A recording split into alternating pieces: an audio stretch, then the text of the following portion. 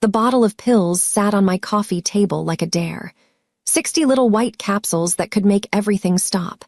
The pain, the nightmares, the crushing weight of being the only one who survived when everyone else died. My hands shook as I picked up my phone. 2 in the morning, and I was finally ready to admit I couldn't do this anymore. I'd survived Afghanistan, survived watching my entire unit get blown apart by an IED, survived coming home to a country that didn't know what to do with broken soldiers. But I couldn't survive myself. I pulled up the suicide hotline number I'd saved months ago and started typing. I can't do this anymore. I've tried everything.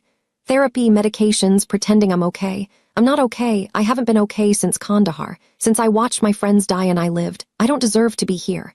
They had families, futures, reasons to live. I have nothing. Tonight I'm taking pills. By the time anyone reads this, I'll be gone. I'm sorry I wasn't stronger. I'm sorry I survived when they didn't.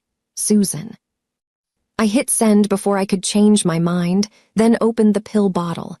The sound of the cap twisting off seemed too loud in my silent apartment. I poured them into my palm, counting. 60 would be enough, more than enough. I took the first handful with water, my heart pounding. This was it. Finally, the guilt would stop. The nightmares would end. I wouldn't have to see their faces anymore, wouldn't have to hear the explosion over and over in my head. My phone rang, shattering the silence. Unknown number. I stared at it, confused. The hotline wasn't supposed to call, they texted back. But maybe protocols had changed.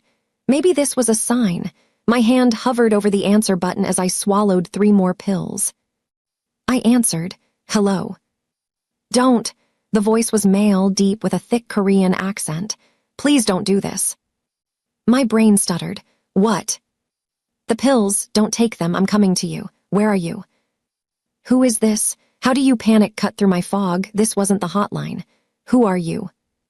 "My name is T-Jin. You texted me. You have the wrong number, but I got your message and I know what you're going to do. Tell me where you are." Wrong number. Oh God, I'd sent my suicide note to a complete stranger. Humiliation burned through me, mixing with the chemical taste in my mouth. "I'm sorry, I thought you were someone else. Forget you saw that." I moved to hang up. "No," his shout made me freeze. "Don't hang up, please. I'm tracking your phone right now. My tech guy, he's finding you. But it goes faster if you tell me, please." "You're tracking my phone? Who the hell are you?" Fear was creeping in now, cutting through my resignation. Had I just told a stranger I was alone and vulnerable? "Someone who understands," his voice softened. "My sister, He said something in Korean, his voice breaking. "She did this. 5 years ago, I found her too late. I won't be too late again. Tell me where you are, Susan." The way he said my name, like it was something precious, something worth saving, made my throat tight. But this was insane. A stranger who got my text by accident was now tracking me. "This is crazy. You don't know me. Just delete the text and forget." "I have your location," he cut me off. "Apartment building on Madison Street. I'm 20 minutes away, maybe less if I drive fast. How many pills did you take?" My heart hammered. He was actually coming. A complete stranger was coming to my apartment in the middle of the night because of a text I sent by mistake. 4, I whispered, looking at the remaining pills in my hand. "Only 4. "Good, that's good. Don't take more, talk to me. Tell me about Afghanistan, you said Kandahar." "Why do you care?" Tears were streaming down my face now. "You don't even know me." My sister's note, her last text, it said same things. About surviving when she shouldn't have. About guilt. I know those words. I know that pain. And I couldn't save her, but maybe I can save you. Something in his desperation got through the numbness.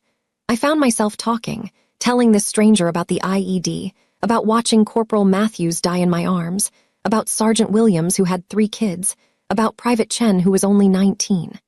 I told him about coming home and feeling like a ghost, about my ex-boyfriend Derek who left because I was too much work, about working in an ER saving lives when I couldn't save the ones that mattered.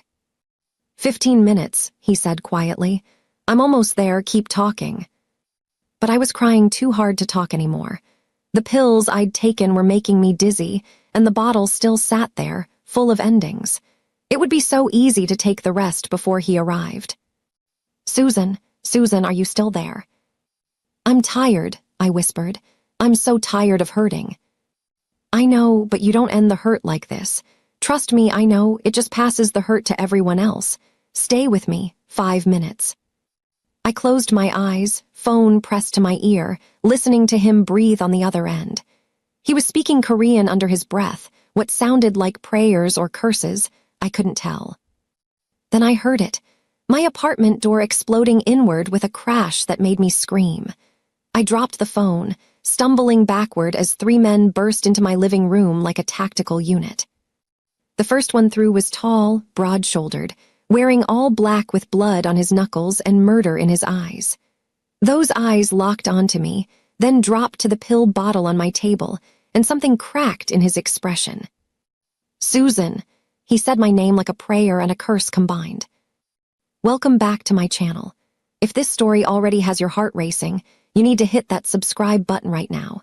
This is one of the most emotional, intense stories I've ever shared, and it's going to teach you that sometimes the wrong number is exactly the right one, and that broken people can save each other in ways no one expects. So if you're new here, subscribe, smash that like button, and drop a comment telling me where you're watching from. Trust me, you don't want to miss what happens next. Now let's get back to Susan's story. Who are you?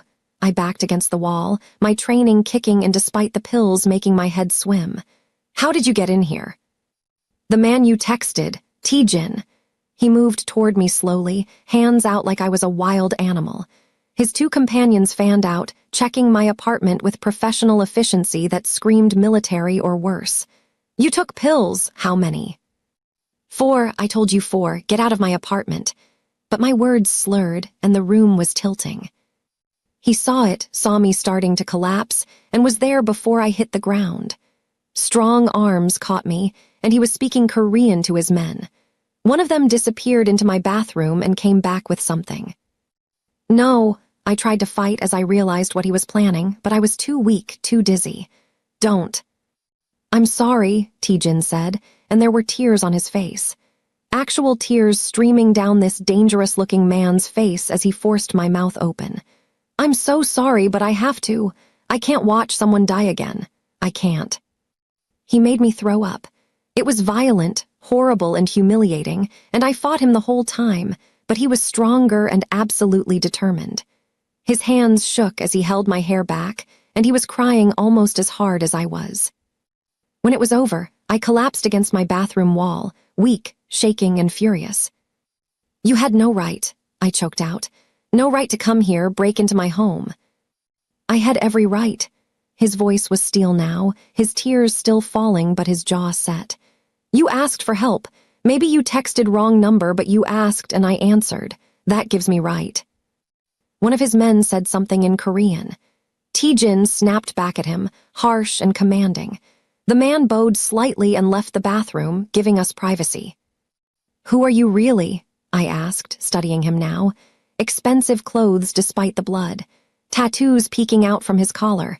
Men who followed his orders without question. You're not just some good Samaritan. He sat on my bathroom floor across from me, this strange, dangerous man with tears still wet on his face. My name is Kang Taejin. I'm a businessman in Seattle. Korean businesses mostly. Import, export, some other things. You're lying. A ghost of a smile crossed his face. Yes, but the truth is complicated and you just tried to die, so maybe we start with simple lies first. Your men are armed. I can see the bulges under their jackets. You kicked down my door like it was paper. You have blood on your hands, literally. So try again. Who are you? He studied me for a long moment, then seemed to make a decision. I'm what Americans call Mafia, Korean Mafia. I run most of the Korean businesses in Seattle, the legal ones and the not legal ones. I hurt people who cross me. I do bad things. But tonight, I saved you. So maybe I'm not all bad. I should have been terrified, screamed, called the cops, something. Instead, I started laughing. Horrible, broken laughter that turned into sobs. I texted a suicide hotline and got a mobster instead. That's perfect. That's just perfect. Wrong number saved your life, he said quietly. Maybe not so wrong after all. Why did you come? I met his eyes, these dark eyes that had seen violence but were looking at me with something painfully gentle. You don't know me. Why did you care? His face changed, crumpled. My sister, Munsa. She was 23, so beautiful and full of life, but she had depression, bad thoughts. 5 years ago, she texted me, said goodbye. I was in a meeting, an important business. I saw the text but thought I would call her after, maybe 1 hour. When I got to her apartment, his voice broke. She was already gone. I was 1 hour too late. Tajun. Your text, your words, they were the same as hers. About not deserving to live, about others being better, about being tired. I read them and I saw her message again. And I thought, maybe I get a second chance. Maybe I can save someone this time. He wiped his face roughly. So I came. I broke your door. I made you sick. I probably scared you. But you're alive. And I'm not sorry. We sat there on my bathroom floor. 2 strangers connected by pain, wrong numbers, and desperation. His men were in my living room, probably wondering why their boss was crying in a strange woman's bathroom at 3 in the morning. I'm not going to try again tonight, I finally said. If that's what you're worried about, I'm too exhausted, and honestly too humiliated. Good, exhausting is good. Humiliating is good. Death is not good. He stood up, offering me his hand. Come, you need water and your door needs fixing. I let him pull me up, struck by how gentle his hands were despite their obvious capacity for violence. In my living room, his 2 men had already propped my door back in place and were examining the broken lock. This is Yun and Han, Tajun introduced them. Both men nodded at me, their faces carefully neutral. They work for me. They don't speak much English, but they're good men. Han's going to fix your door. At 3 in the morning. You need a secure door. Can't sleep with a broken lock. Tajun went to my kitchen like he owned the place, getting me water. Drink all of it. I should have kicked them all out, reported them for breaking and entering. Instead, I sat on my couch and watched a Korean mobster and his men repair my door while my savior made sure I stayed hydrated. The absurdity of it all was almost funny. You have work today, Tajun asked, sitting beside me but keeping careful distance. Tonight, I work the night shift at Seattle General, ER nurse. His eyebrows rose. You save lives. I try, doesn't always work. The irony wasn't lost on me. What about you? Do you have to get back to whatever you were doing when I texted? His expression darkened. Business can wait. This is more important. What kind of business? The kind you don't want to know about. He met my eyes. I'm not a good man, Susan. I've done terrible things. I'll do more terrible things. But tonight I did one good thing. Let me have that. Han said something in Korean. The door was fixed, better than before actually. Tajun responded, and both men headed for the exit, bowing slightly to me before they left. They're leaving, I asked. I'm not. Tajun settled back on my couch. Not until I know you're really okay, not until morning comes and you're still here. You can't just stay in my apartment. Watch me. There was steel in his voice now, the boss showing through. You tried to die 2 hours ago. You think I'm leaving you alone? No, I stay, you sleep, I watch. Morning comes, then we talk about what happens next. There is no next time. You saved me, I'm grateful, but now you go back to your life and I go back to mine. He shook his head slowly. Doesn't work like that. You're in my head now. I'm going to worry. I'm going to wonder if you're okay. I'm going to think about you alone in this apartment with pills in your cabinet. So no, this doesn't end here. That's crazy. Yes, he smiled, but it was sad. But I'm Korean gangster who breaks down doors to save strangers. Crazy is kind of my thing. I was too exhausted to argue. The emotional roller coaster of the night, combined with the lingering effects of the pills I had taken and thrown up, was catching up to me. My eyes were heavy, my body weak. I'm going to sleep, I said. You're insane if you think you're staying here, but I'm too tired to physically remove you. Good, sleep, I'll be here. I went to my bedroom, expecting him to follow or argue or something. He didn't. He just settled into my armchair like a sentinel, his eyes tracking me until I closed my bedroom door. I collapsed on my bed, fully clothed, and fell into unconsciousness, my last thought being that I'd been saved by the wrong number. Or maybe, like he said, it wasn't wrong at all. I woke up to sunlight streaming through my window and the smell of coffee. For a moment, I thought I'd dreamed it all. The text, the stranger, the broken door, all of it just a nightmare brought on by depression and desperation. Then I walked into my living room and saw him. Taejun was still in my armchair, wide awake, looking like he hadn't slept at all. There was coffee brewing in my kitchen, and he'd somehow procured breakfast from somewhere. "You're still here," I said stupidly. "I said I would be." He stood up, studying my face. "How do you feel?" "Like I got hit by a truck, emotionally and physically." I moved to the coffee, needing caffeine desperately. "You didn't sleep." "Couldn't. Every time I closed my eyes, I saw my sister, or I saw you taking those pills, so I stayed awake and made sure you were breathing." He said it so matter-of-factly, like staying up all night watching over a stranger was normal. "I brought food. You should eat." "Taejun, this is..." I struggled for words. "This is too much. You saved my life, I'm grateful, but you can't just insert yourself into my life like this." "Why not?" "Because you're a stranger. A dangerous stranger who runs the Korean Mafia and breaks into apartments. Yesterday you were going to die. Today you're alive and arguing with me. I call this improvement." He poured coffee into 2 mugs with the confidence of someone who'd been in my kitchen before. "Drink, then we talk." I took the coffee, my hands still shaking slightly. We sat at my small kitchen table, this impossible man and me, drinking coffee like it was a normal morning after a normal night. "I need you to understand something," Taejun said quietly. "When my sister died, I fell apart. For months, I couldn't function. My business almost collapsed. My men didn't know what to do with me. I was supposed to be strong, be a leader, but I was just a broken brother who couldn't save his baby sister." His hands gripped his mug so tight I thought it might shatter. "I made a promise at her grave. I said if I ever got a chance to save someone like her, someone who wanted to give up, I wouldn't fail again. Then last night, I'm in the middle of an interrogation and my phone buzzed. I almost didn't check it, but something made me look." He met my eyes. "And there was your text." Her words came from a stranger's phone, like she was giving me that second chance. Tears were falling down my face again. I seemed to cry more in the last 12 hours than I had in the last year. "So you're my second chance, Susan. You let me be the person who saved instead of the person who was too late. You let me keep my promise to Munsa. That's why I'm here. That's why I'm not leaving until I know you're really going to be okay." "I don't know if I'm going to be okay," I admitted. "I've been fighting this for 2 years, since I came home from Afghanistan. Some days are better than others, but the bad days..." I shook my head. "The bad days feel like drowning." "Then on bad days, you text me, not suicide hotline that you can't seem to dial correctly." That earned a wet laugh from me.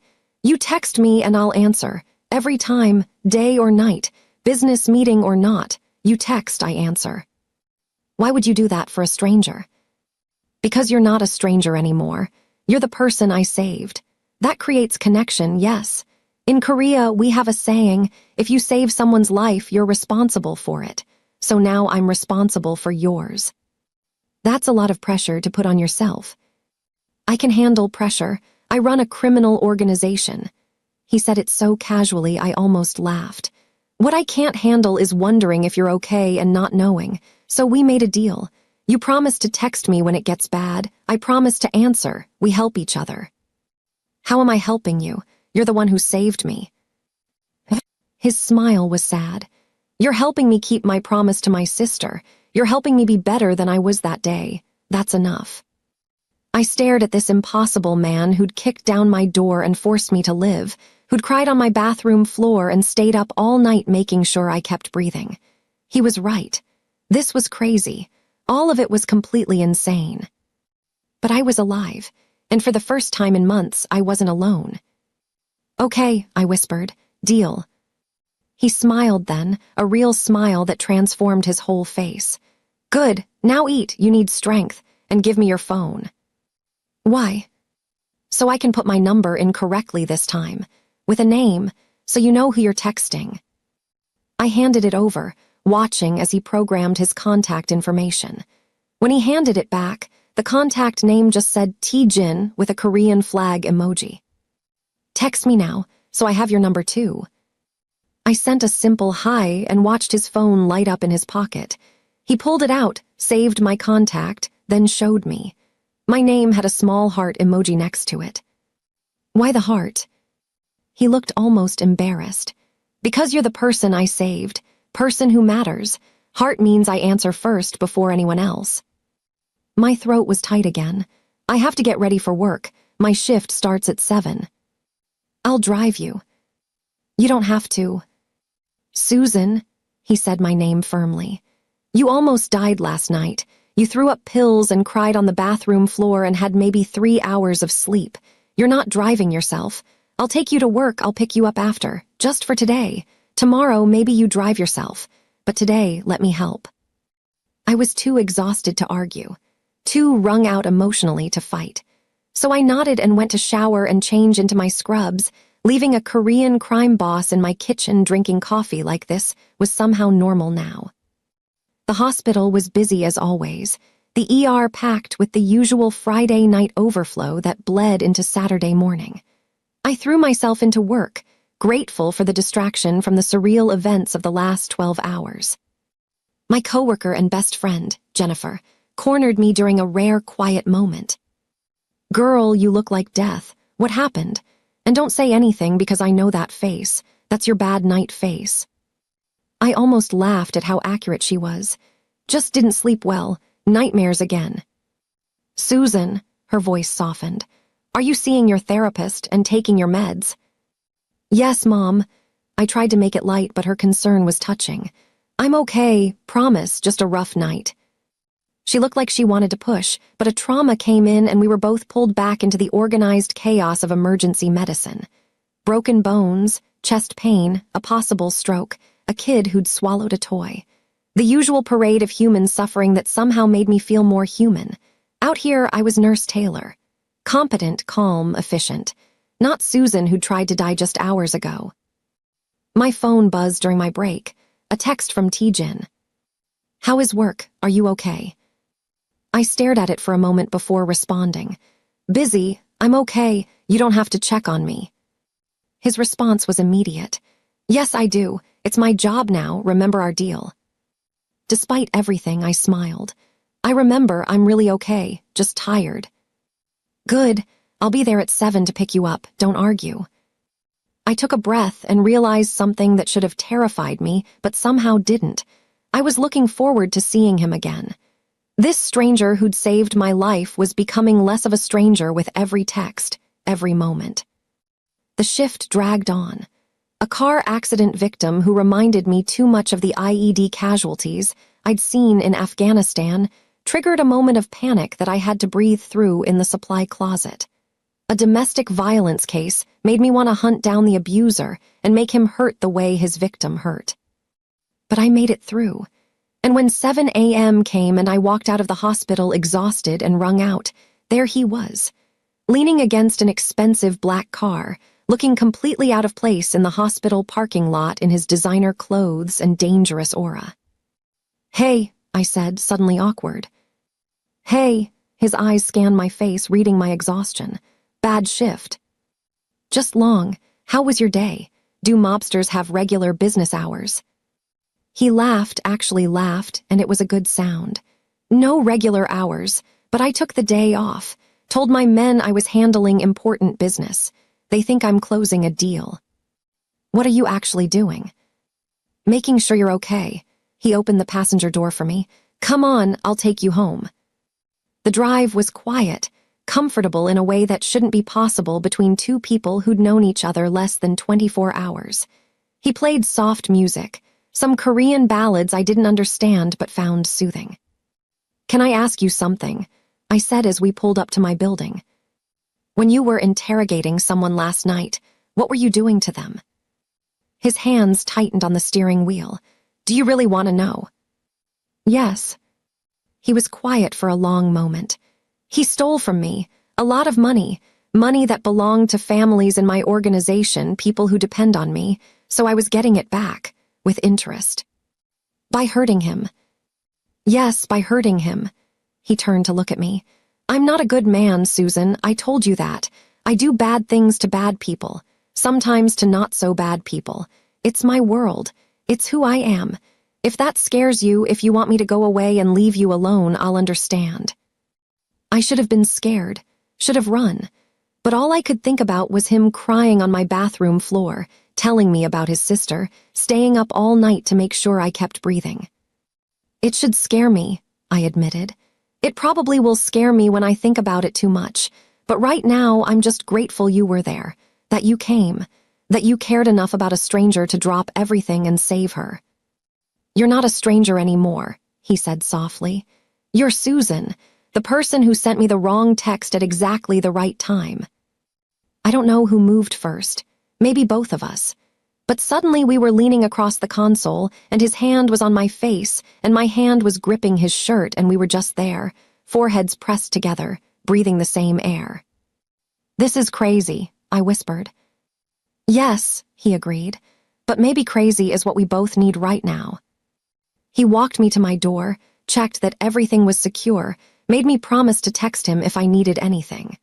Then he left, and I was alone in my apartment that suddenly felt too empty without a Korean mobster keeping watch. I slept for 12 hours straight, no nightmares for the first time in months. When I woke up, there was a text waiting. Good morning, did you sleep? Are you eating? Don't make me come over and check on you. I smiled at my phone like a teenager. I slept, I'm eating. You're very bossy for someone I just met. I'm bossy for everyone, ask my men. They'll tell you I'm a nightmare boss. But you have a soft spot. Only for people who text wrong numbers and make me remember why life matters. Very exclusive club. You're the only member. We texted throughout the day. Nothing deep, just casual conversation. He told me about a shipment that went wrong and how he'd handled it. I told him about a funny incident at the hospital. We sent each other photos, him with his elaborate office view, me with terrible hospital cafeteria coffee. It was normal and strange and completely impossible, but it was happening. This connection between two people who should never have met, who came from completely different worlds, but somehow understood each other's darkness. 3 days later, I had my first real session with my therapist since the attempt. Dr. Martinez took one look at me and frowned. Susan, I got a concerning call from Jennifer at the hospital. She said you seemed off during your last shift, and you missed our appointment on Thursday. Talk to me. I took a breath. I tried to kill myself. 4 nights ago, I texted what I thought was the suicide hotline. Wrong number. The man who got the text tracked me down and stopped me. Literally broke down my door, made me throw up the pills, and saved my life. Dr. Martinez's face went through several expressions. Susan, we need to discuss this. The attempt, the crisis, why you didn't reach out to me or use your safety plan. I know I messed up, but something happened that night. The man who saved me, he lost his sister to suicide. He came because he couldn't save her and he thought maybe he could save me. And he did. And now we talk every day and he checks on me, and for the first time in 2 years, I don't feel completely alone with this. This man who you don't know. I know him now. Kind of, it's complicated. Susan, I'm concerned. You're vulnerable right now. Someone inserting themselves into your life during a crisis. Creating a dependency. It's not like that. But even as I said it, I wondered, was it like that? Was I just latching onto my savior? He's not taking advantage, he's just there when I need someone to be there. I want you to be careful, and I want to see you twice a week for the next month. We need to work on your safety plan, your coping mechanisms, and why you reached that breaking point. Can you commit to that? Yes, I promise. That night I had a nightmare. Afghanistan again, the explosion, watching my unit die. I woke up screaming, covered in sweat, my heart pounding so hard I thought it might explode. My first instinct was to reach for the pills that I'd hidden in my bathroom. My second instinct was to text Tajan. Bad dream, can't breathe, need to hear that someone's there. His response came within seconds, and my phone rang. I answered, my voice shaking. I'm here, he said immediately. Talk to me, tell me about the dream. And I did. I told him everything about that day in Kandahar, details I'd never told anyone except Dr. Martinez. The smell of burning flesh, the sound of Mafia's choking on his own blood, the way Chun's eyes went empty while I tried to stop the bleeding. Tujun listened to all of it, didn't try to tell me it would be okay or that I should just move on. "You're still at war," he said quietly when I finished. "Just in your head instead of in the desert. I don't know how to make it stop. Maybe it won't stop. Maybe you just learn to live with it, like I learned to live with losing Munsa. The pain doesn't go away, Susan. You just get stronger at carrying it." "I'm not strong. You survived Afghanistan. You survived losing your whole unit. You survived coming home to a country that doesn't understand. You survived the worst night of your life 4 days ago. You're the strongest person I know." "You barely know me." "I know enough. I know you're a fighter. Fighters don't quit, so don't quit now." We talked for 2 hours about everything and nothing. About his sister and my unit, about nightmares and guilt, about surviving when you don't want to. When we finally hung up, the sun was rising and I felt stable again. "Thank you," I texted. "Always, that's the deal, remember." 2 weeks passed. 2 weeks of daily texts, of phone calls when the nights got bad, of learning each other in pieces. He told me about growing up poor in Seoul, about his mother who cleaned offices to feed them, about building his organization from nothing. I told him about my military family, about joining the army to make my parents proud, about the guilt of surviving when better soldiers didn't. He sent his men to my apartment one day while I was at work to replace all my locks with better ones. When I protested, he said it was for his peace of mind, and who was I to deny a crime boss his peace of mind? Jennifer noticed the change in me.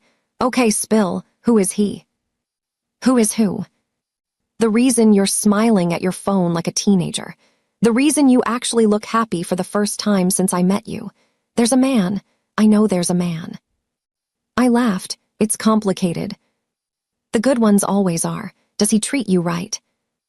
I thought about Tujun calling me at 3 a.m. to talk me down from a panic attack, sending food to the hospital, because he knew I forgot to eat during long shifts, texting me random facts about Korean culture because he thought I'd find them interesting. "Yeah," I said softly, "he treats me right."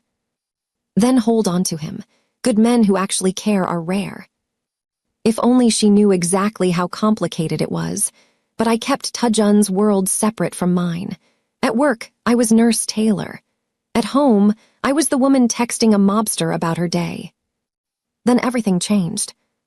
I was leaving the hospital after a particularly brutal shift, 3 deaths in 6 hours, including a kid who reminded me way too much of Chun. I was emotionally shredded, barely holding it together as I walked to my car. "Susan Taylor." I turned to see my ex-boyfriend Duruk leaning against my car, and my stomach dropped. We'd broken up 8 months ago when he decided my PTSD was too much work. Seeing him now, when I was already fragile, felt like a cruel joke. "Duruk, what are you doing here?" "I heard you were working here. Thought I'd stop by and see how you're doing." He smiled, but it didn't reach his eyes. "You look tired." "I just worked a 12-hour shift. Of course I'm tired. What do you want?" "I've been thinking about us, about how I handled things. I was wrong to leave when you were struggling. I want to try again."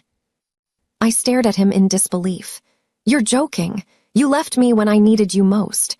When I was drowning and begging for help, you told me you couldn't deal with my baggage anymore. And now you want to try again." "People make mistakes. I made a mistake, but I've grown. I'm ready now." "Well, I'm not. I don't want you back, Duruk. I don't want anything to do with you." His expression darkened. "Is there someone else? Is that it?" "That's none of your business." "There is someone else." He moved closer, and I saw something ugly in his face.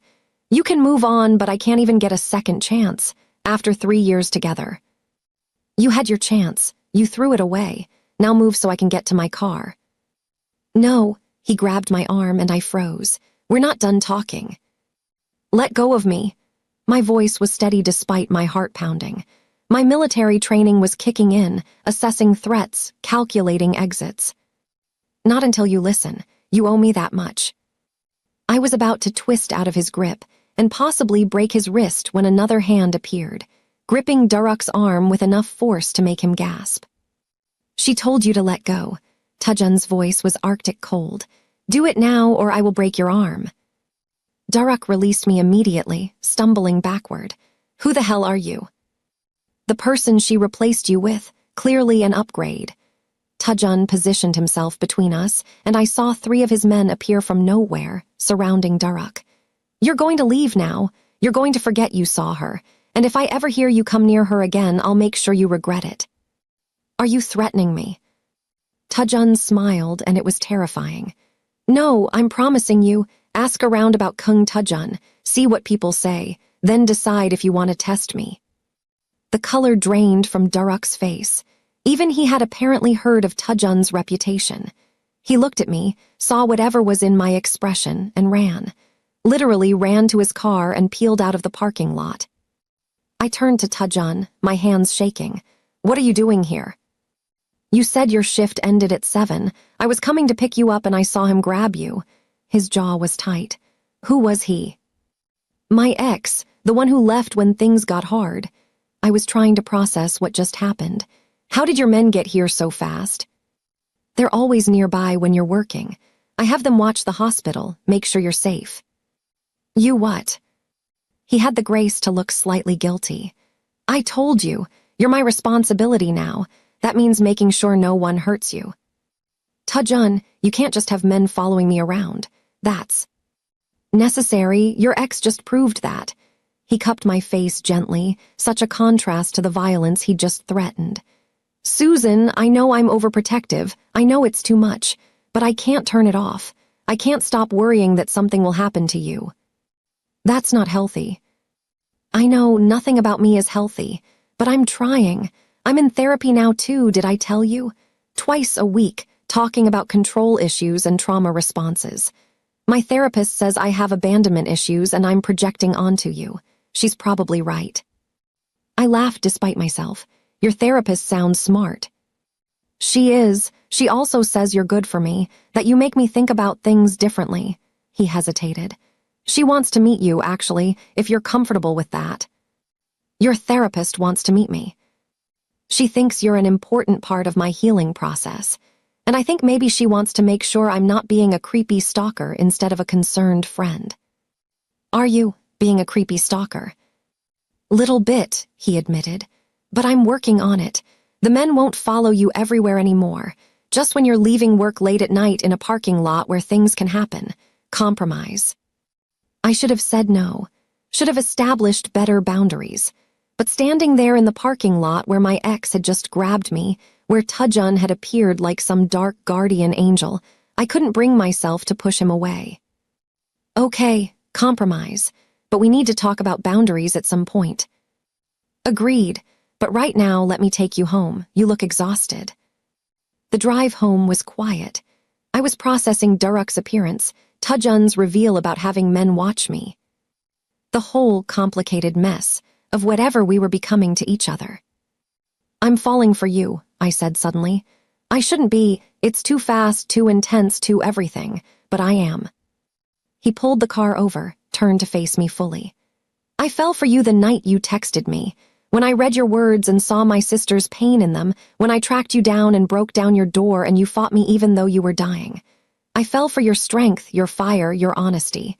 So yes, it's too fast and too intense, but it's also real. We're a mess, I whispered. Yes, but we messed up. That has to count for something. He leaned across the console, and this time when our lips met, it wasn't hesitant or questioning. It was desperate and hungry and full of all the words we couldn't say. I gripped his shirt, pulling him closer, and he made a sound in his throat that sent heat through me.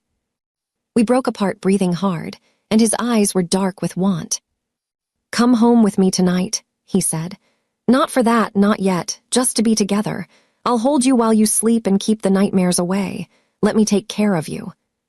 I should have said no, should have maintained distance and been smart and rational. Instead, I whispered, okay. His penthouse was exactly what I expected: expensive, modern, with a view of Seattle that took my breath away. But like my first impression of him, it felt empty, like a showcase instead of a home. "You don't really live here, do you?" I asked, looking around at the pristine space. "I sleep here sometimes, shower here, but live?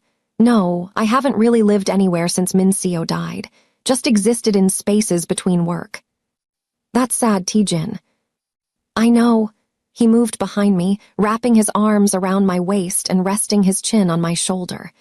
"But maybe you can teach me how to live again. You're good at surviving. Maybe you're good at living too." "I'm not. I'm terrible at it. That's why I tried to die, remember?" "But you didn't die. You're here. We're both here, so maybe we can learn together." We ordered food, sat on his expensive couch eating Korean takeout while he explained what everything was. He told me about his organization, the legitimate businesses that funded the illegal ones, the families who depended on him for work and protection. It wasn't the mafia I'd seen in movies. It was complicated, nuanced, a shadow economy built on loyalty and fear in equal measure. "Do you want to go out?" I asked. "If you could leave all this behind, would you?" He was quiet for a long time. "Maybe, once, before Min-seo died, I thought about going legitimate, leaving the criminal side behind. But after, I just didn't care anymore. It was just business, just survival. But now," he looked at me, "now I'm starting to think about the future again, what that could look like. With me in it. If you want to be." I kissed him instead of answering, and this time we didn't stop. Clothes disappeared, hands explored, and we fell into his bed in a tangle of need and healing and desperation. He was gentle despite his reputation, worshipping every scar like it was precious, and I let myself get lost in him. Afterward, we lay tangled together, his fingers tracing patterns on my skin. "I love you," he said quietly. "I know it's too soon. I know we barely know each other, but I love you, Susan. You saved me as much as I saved you." "I love you too," I whispered back. "And you're right, it's too soon and too fast and completely insane, but it's true." We fell asleep wrapped around each other, and for the first time since Afghanistan, I slept through the entire night without a single nightmare. The next morning, I woke up to Taejin's phone ringing insistently. He answered in Korean, his voice sharp, before hanging up and cursing. "What's wrong?" "Business problem. A rival gang is making moves on our territory. I have to go handle it." He kissed my forehead. "Stay here. My men will be outside. Don't leave until I get back, okay? This situation is dangerous." "Taejin, I have work tonight." "Call in, please, just for tonight. Let me handle this and know you're safe." The look in his eyes told me this was serious. I nodded, and he left after making sure I had food, entertainment, and 3 different numbers to call if I needed anything. I spent the day in his penthouse, trying not to worry. He texted occasionally, short messages saying he was okay. But I could feel the tension through the phone and knew something bad was happening. At 8 p.m., my phone rang. Unknown number. I almost didn't answer. "Hello." "Susan Taylor. My name is James Park. I'm with the Korean Friendship Association. We need to talk about Kang Taejin." My blood went cold. Who is this really? Someone who knows you're involved with a very dangerous man. Someone who thinks you don't understand what you've gotten yourself into. Can we meet? I can explain things he's not telling you. I'm not meeting a stranger who calls me with vague warnings. Then let me be specific. Taejin is responsible for 17 deaths in the last 5 years. He runs drugs, guns, and protection rackets. He's not the tortured hero you think he is. He's a killer, and you're in danger just being near him. If you know him at all, you know he'd never hurt me. Not intentionally, but his rivals will. They already know about you. That's why you have guards, but guards can be killed, Susan. And when they are, you'll be next, unless you walk away now while you still can. He hung up before I could respond. I sat there, shaking, the phone clutched in my hand. Was it true? Were Taejin's enemies already targeting me? Was I putting myself in danger by being with him? My phone buzzed. Taejin. On my way back, everything's okay, miss you. I stared at that text for a long time before responding. Miss you too. When he came home 2 hours later, there was blood on his shirt and exhaustion in his eyes. He started to say something, then saw my expression. What happened? I told him about the call. I watched his face go from concerned to furious. James Park, he's with the Rising Sun Gang, our biggest rivals. They're trying to scare you away from me. He sat beside me, taking my hands. Everything he said is probably true. I have killed people. I do run illegal operations. Being with me is dangerous. If you want to leave, if you want to run, I'll understand. I'll even help you disappear where they can't find you. Do you want me to leave? No, God, no. But I want you safe more than I want you here. What happened tonight? Why is there blood on your shirt? He looked down like he'd forgotten. They hit one of our warehouses, killed 2 of my men. We retaliated. It's handled now, but it's going to get worse before it gets better. This war has been brewing for months. And I'm caught in the middle. Yes, I'm sorry. This is my fault. I should have kept my distance, should have saved you and walked away. But I couldn't, and now you're the target. I thought about the wrong number that started everything, about this man who'd broken down my door to save me, who called me every night to keep me breathing, who'd taught me that surviving might actually be worth it. I'm not leaving. Susan. I'm not leaving, I repeated firmly. Yes, it's dangerous. Yes, I'm scared. But I was dying before you came into my life. Slowly, painfully dying. You gave me a reason to live again. You think I'm just going to walk away because some rival gang makes threats. They don't make threats. They make examples. Then we'll deal with that together. You said I'm your responsibility. Well, you're mine too now. That's how this works.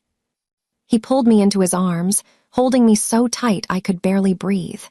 You're either the bravest or stupidest woman I've ever met.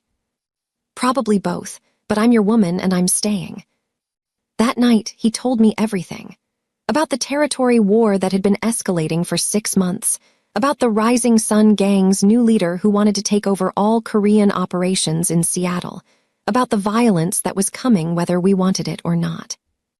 I'm moving you, he said firmly, to a safe house where they can't find you, with guards I trust with my life. You'll hate it, you'll feel trapped, but you'll be alive. What about work? You take leave. Medical emergencies, family crises, whatever. But you don't go back to that hospital where anyone can grab you. T-Jin, I can't just stop living my life. You can and you will, his voice was steel. Because if something happens to you because of me, because of my world, I won't survive it. Do you understand? Losing Min Seo broke me. Losing you would destroy me completely. I saw the fear in his eyes, the same fear I'd seen the night he broke down my door. This wasn't about control. This was about a man who'd already lost too much trying desperately not to lose again. Okay, I whispered. Okay, I'll do it. But you have to promise to end this war. However you have to do it, just end it so we can have a life. I promise, I'll end it. The next day, I found myself in a beautiful house in the suburbs, surrounded by 4 of T-Jin's most trusted men. Yun, who I'd met that first night, was in charge. He didn't speak much English, but his presence was comforting somehow. I called work and took a month's leave, citing family emergency. Jennifer sounded concerned, but I couldn't tell her the truth. What would I say? Sorry, my mobster boyfriend is in a gang war and I'm in hiding. T-Jin visited every night, arriving exhausted and sometimes bloody, but always checking that I was okay first. We'd eat together, talk about everything except the war, and he'd hold me while I slept before leaving before dawn to handle business. How much longer? I asked after a week of this. How much longer do I have to hide? Soon, we're close to resolution, one way or another. What does that mean? Means either we win or we don't. No middle ground in wars like this. What if you don't win? He kissed my forehead. Then I make sure you're somewhere safe where they never find you. My lawyer has instructions. Money, new identity, everything you need. You'll be okay. Without you. Without me, his voice cracked. But alive, that's what matters. Don't talk like that, like you're already dead. You're going to win, you have to win. I'll try. For you, I'll try. On day 10 of hiding, everything went wrong. I was reading in the living room when I heard shouting outside. Yun appeared instantly, gun drawn, yelling in Korean to the other guards. He grabbed my arm, pulling me toward the basement. What's happening? They found us, he said in broken English. We go now. But we didn't make it to the basement. The front door exploded inward and men in masks poured in. Gunfire erupted, deafening in the enclosed space. Yun pushed me behind him, returning fire, but there were too many. Something hit him and he went down. I screamed, dropping to my knees beside him. His eyes found mine, said something in Korean I didn't understand. Then more hands grabbed me, dragging me away from Yun's body, away from the other guards who were fighting and dying, out into the night. They threw me in a van, zip-tied my hands, and covered my head with a bag. I couldn't see, couldn't breathe, could only feel the vehicle moving and hear men speaking Korean around me. This was it. This was how I died. Not by my own hand, but because I'd fallen in love with the wrong person. I thought about Taejin getting the news, thought about him losing someone else he cared about. I hoped it wouldn't break him completely. I hoped he'd survive this better than he survived losing Min-seo. The van stopped. They pulled me out roughly, walked me into a building that smelled like oil and metal. A warehouse, probably. When they yanked the bag off my head, I was sitting in a chair in an empty space, surrounded by armed men. One man stepped forward, older, with a scar across his face and cold eyes. Susan Taylor, the woman who caught Kang Taejin's attention. Do you know how rare that is? He doesn't care about anyone, but you he cares about, so now you're very valuable to me. You're James Park. I tried to keep my voice steady. You called me. I did, tried to warn you. You should have listened. He circled me slowly.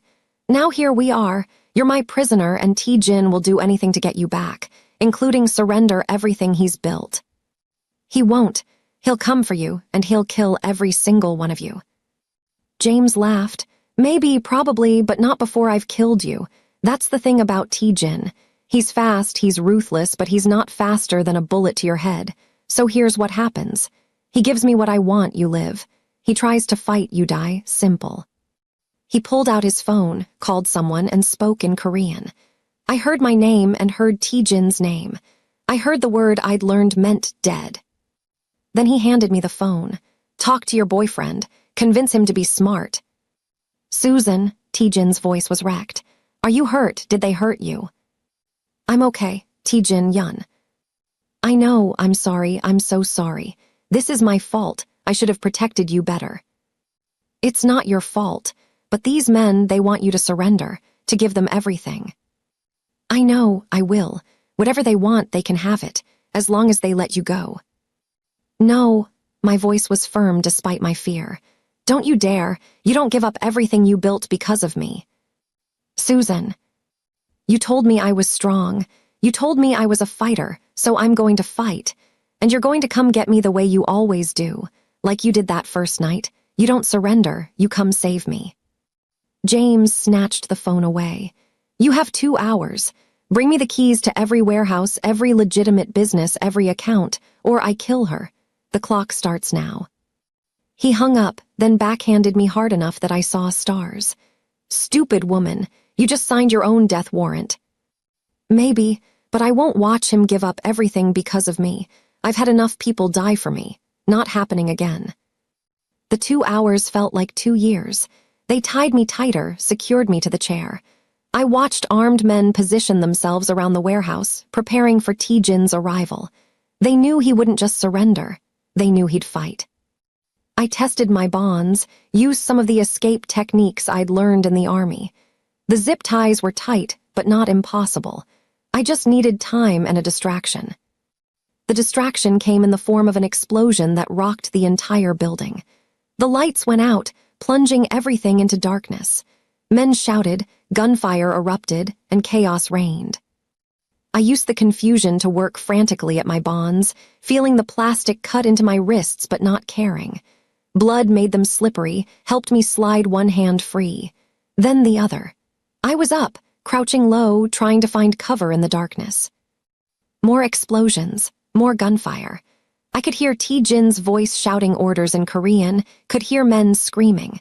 This was war, real war, and I was caught in the middle of it. A hand grabbed me in the darkness, and I fought, military training taking over.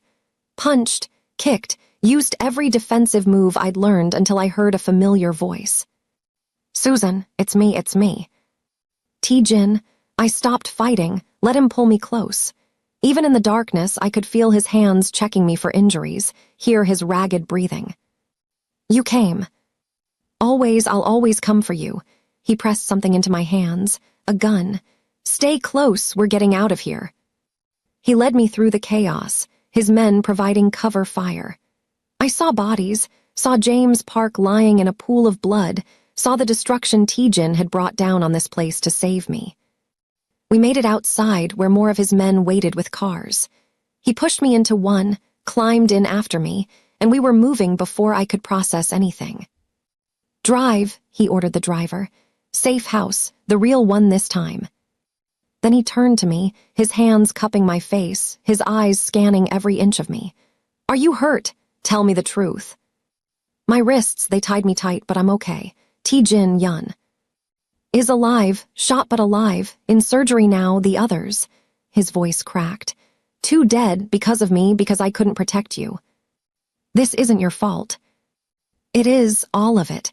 I brought you into my world, made you a target, almost got you killed. James Park was right. You're in danger just being near me." "James Park is dead." "Yes, I killed him myself, along with most of his men. The ones who survived will spread the word. What happens when you touch what's mine?" His voice was cold, distant, and I recognized what I was seeing. He was shutting down, building walls, preparing to push me away to keep me safe. "Don't," I said firmly. "Don't you dare start pulling away from me. We survived this. Together, we're both still here." "You almost weren't, if I'd been 5 minutes later." "But you weren't. You came for me, like you always do, like you did that first night when you got my wrong number." Maybe that was the real mistake. Maybe I should have just called the police, let them handle it. Then you'd be safe and I'd be out of your life. "Do you really believe that?" He was quiet for a long moment. "No, I'm selfish. Even knowing the danger, even knowing I should let you go, I can't. I love you too much." "Then stop talking about walking away. We figure this out together. We make it work. We survive." He pulled me into his arms, holding me so tight I couldn't breathe. "You're too good for my world, Susan. Too good for me." "Lucky for you, I don't care. I'm staying anyway." The next few weeks were a blur. The territory war was over, the Rising Sun gang decimated. But the cost was heavy. 2 of T-Jin's men died, Yun in the hospital recovering from gunshot wounds, and me with nightmares about warehouses and zip ties added to my collection of Afghanistan horrors. But we survived it, both of us together, and slowly, painfully, we started to heal.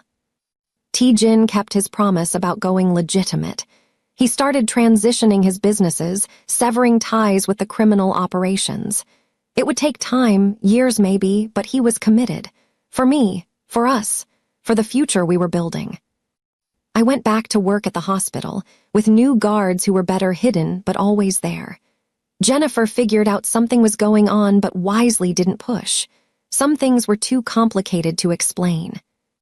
3 months after the kidnapping, T-Jin took me to his sister's grave. We stood there together, my hand in his, while he spoke to her in Korean. I didn't understand the words, but I understood the emotion. He was telling her about me, about how I saved him like he couldn't save her, about how he found his reason to live again. "She would have liked you," he said after, his voice thick.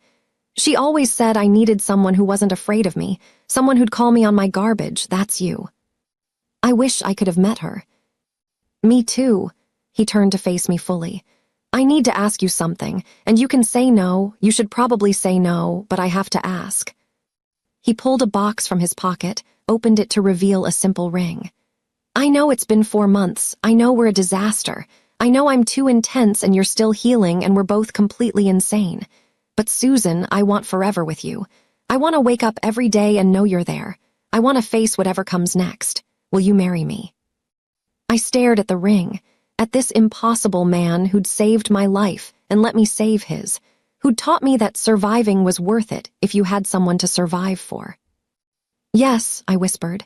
Yes, I'll marry you. He slipped the ring on my finger with shaking hands, then kissed me with all the desperation and hope and love we'd built from wrong numbers and darkness, and choosing each other every single day.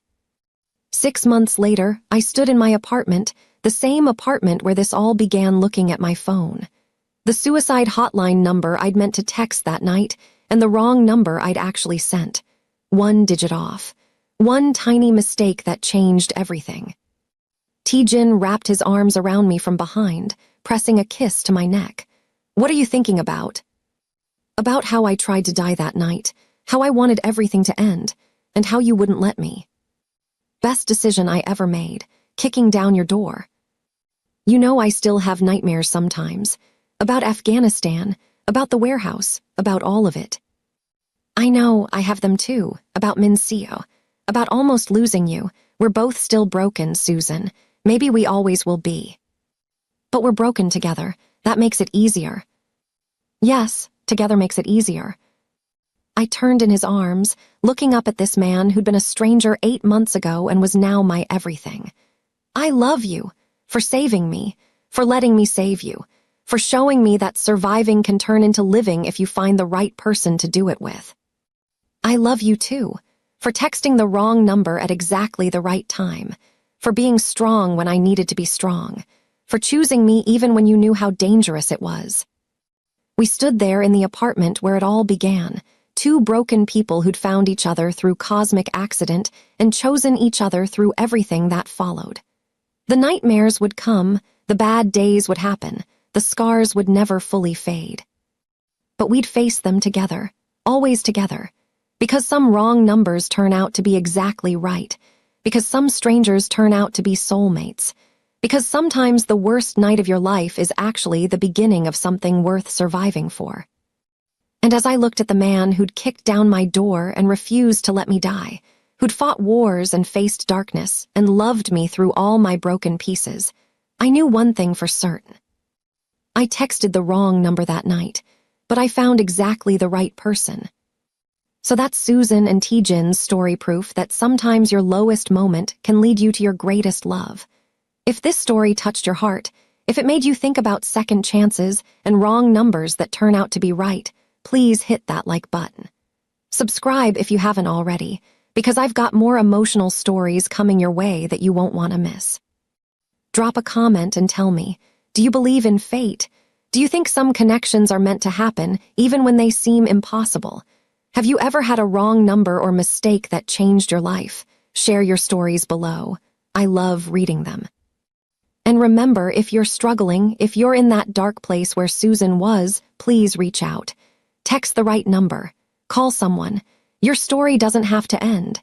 Sometimes the worst nights lead to the best mornings, but you have to survive to see them. Until next time, keep fighting, keep surviving, and keep believing that the right person might be just one wrong text away.